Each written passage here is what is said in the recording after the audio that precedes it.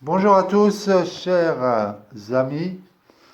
Je vous retrouve dans mon salon aujourd'hui pour cette avant-dernière vidéo de la série sur qu'est-ce que le coaching exactement.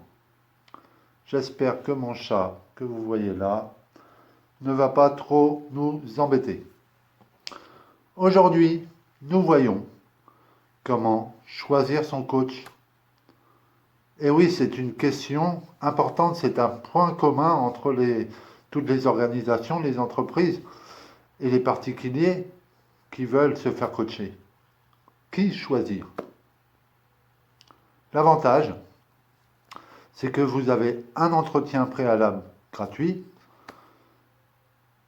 quel que soit le type de coaching, où vous pouvez ressentir, vous pouvez tester ce rapport collaboratif, cette confiance mutuelle qui s'installe ou pas. Le second avantage, c'est que vous pouvez quitter un coaching comme vous le voulez, dès la première séance, dès la deuxième.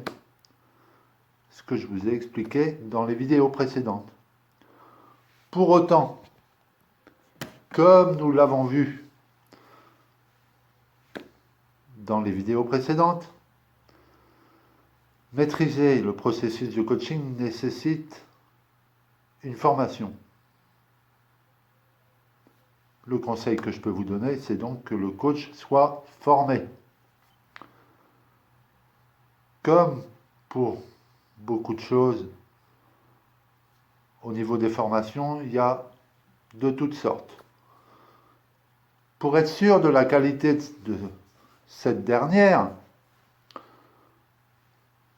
ce que vous pourriez faire, c'est vérifier que cette formation soit certifiante. C'est quoi certifiante? C'est tout simplement reconnu par l'État. En France, ça s'appelle le RNCP, Répertoire national des certifications professionnelles. La formation que moi-même j'ai effectuée est par exemple certifiée RNCP niveau 7 européen, c'est-à-dire anciennement niveau 1 pour la France, anciennement Bac plus 5, c'est-à-dire en gros un niveau Master 2. Le coach formé est souvent membre d'une organisation professionnelle. En France, il y a 3 possibilités majeures: l'EMCC, l'ICF et la SF Coach. Les membres de ces fédérations sont soumis à une éthique et à un code de déontologie très strict. Ils doivent également être en perpétuelle formation continue. Ils assistent à des journées de formation. Ils assistent à des stages, à des colloques. Ils doivent aussi pratiquer l'intervision, c'est-à-dire une analyse de pratique entre les pairs, mais également la supervision, une analyse des pratiques avec un superviseur.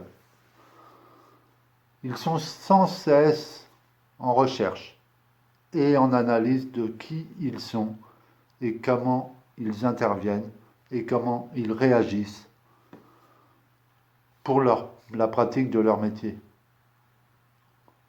Ils peuvent décider, par exemple, et cela n'est pas rare, de consulter un psychologue également.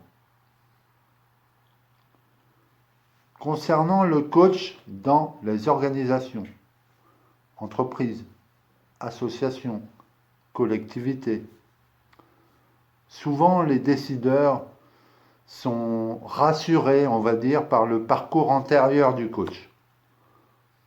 Par exemple, s'il s'agit du secteur automobile et que antérieurement le coach y a travaillé, cela les rassure.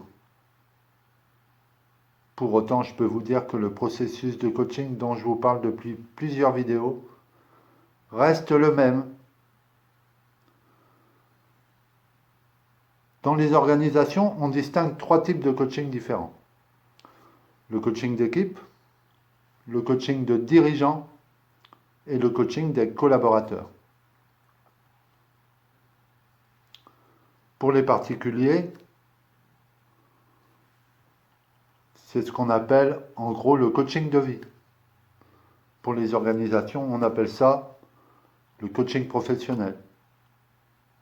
Pour autant, je le répète, soyons clairs, dans tous les coachings, il est évoqué la vie personnelle et la vie professionnelle. Il n'y a pas de différence fondamentale et le processus reste le même.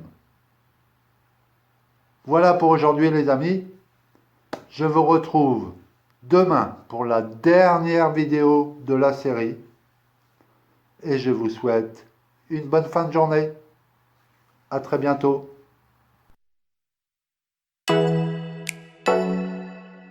Oh.